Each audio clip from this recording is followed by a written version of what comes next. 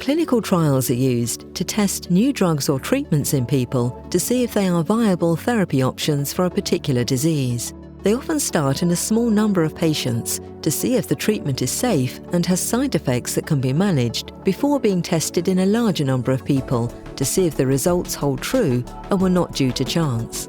New treatments for cholangiocarcinoma that are being tested in clinical trials include liver transplantation, targeted therapies for patients with specific types of mutations, which are changes in their DNA coding or structure within the tumour, and immunotherapies, which are treatments that help the immune system better find and attack cancer cells.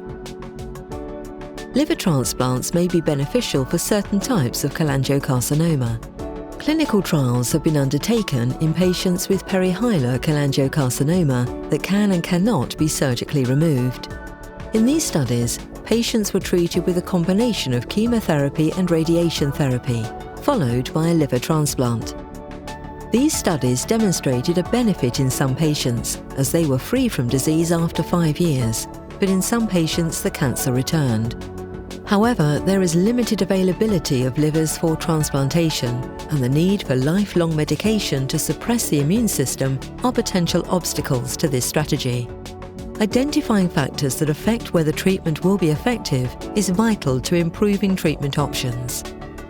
Targeted therapies require molecular testing to be carried out first to see if the cancer has mutations that make it more likely to respond to different medications.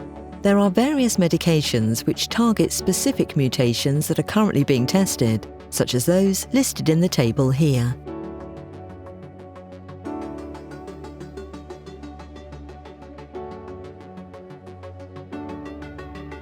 Immunotherapies such as pembrolizumab and nivolumab are being tested in clinical trials in combination with other agents.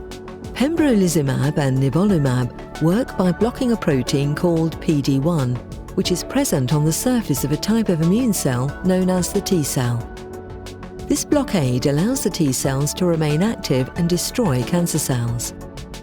Mutations that cause cholangiocarcinoma vary from one person to the next. These mutations may also vary from one cancer cell to another within the same person. This represents a limitation to the current available therapies, as one treatment may not work for all patients and may not work on all the cancer cells.